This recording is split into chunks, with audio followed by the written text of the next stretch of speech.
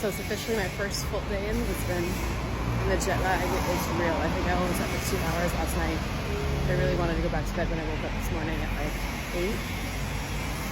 But I gotta get over the jet lag, so I'm gonna get breakfast, and then going to Belem, and then the Alex factory. And then we'll see what happens after that. Already checking things off the Lisbon bucket list by seeing the tram first thing in the morning. And then I wandered over to the Cais do Sodre neighborhood for breakfast at Comoba.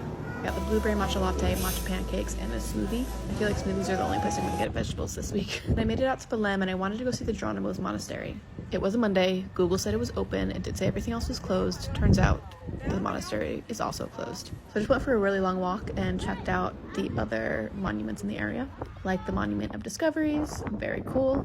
Very windy. My hat blew away. This is as close as I got to the bridge. I didn't ever get up close to the bridge during my time in Lisbon. And then I made it to Belem Tower. Didn't realize there was like a little beach down there. Super cute. And also like it was clear for a good couple minutes while I set this up. Why are there tourists here? Just kidding. I'm a tourist too.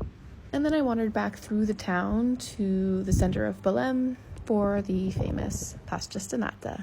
I'm saying it so wrong. Don't come for me. I'm saying all these things weren't wrong. But I am trying my best. Anyway, not my favorite pastry that I've had. Again, don't come for me.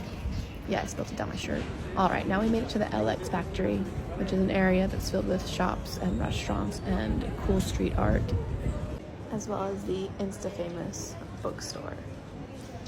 This was a really pretty, actually the only street art I saw because I was hot and hungry, so I had lunch. It wasn't the best salad that I had, but let's be honest, not every meal that you eat when you travel is going to be amazing. Okay, then I went to Time Out Market and was seriously overwhelmed. It was packed with people, so I just ran through and got myself a matcha latte because it was urgent. I went to Hello Kristof, which I had on my list, and it was super cute, and then I walked down the street for my third one actually of the day, to Buna.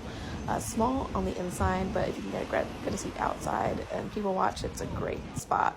Then I wandered down Green Street and up the funicular, stood there for a while and waited for it to fill up and make its way up the hill, and then I walked my own ass up the hill and went to this ceramic store that I had on my list. I just did some, browsing because I didn't want to carry tiles all over Portugal with me.